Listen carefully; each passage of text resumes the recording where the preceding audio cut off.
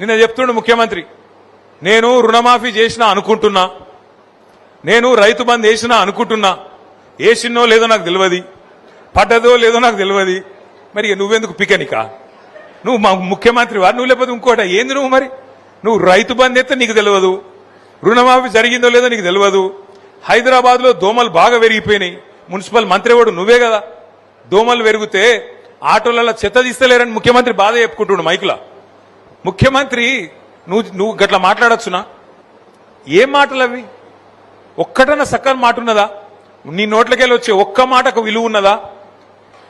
నిన్న చెప్తున్నాడు ముఖ్యమంత్రి, నేను ఈ చెర్ల ఉన్న ఈ చెర్ల పొంట ఉన్న కొన్ని బిల్డింగ్లను బ్లాక్ చేసిన, వాటికి రిజిస్ట్రేషన్లు బంద్ చేయించిన, వాటికి ఇప్పుడు వాల్యూ జీరో ఉన్నది, జీరో వాల్యూ అయిపోయింది అది అని మాట్లాడుతుండు. ముఖ్యమంత్రి గారు ఒకటి గుర్తుపెట్టుకోండి, జీరో వాల్యూ అయ్యింది ఆ బిల్డింగ్లకు అపార్ట్మెంట్లకు కాదు, జీరో వాల్యూ అయ్యింది ముఖ్యమంత్రి మాటకు, నీ ముఖానికి జీరో వాల్యూ ఇవాళ ఈ రాష్ట్రంలో ఉన్నది. నిన్నెవడు నమ్ముతలేడు, ఇవాళ ఈ రాష్ట్రంలో ఒక్క మనిషి కూడా నిన్ను నమ్ముతలేడు.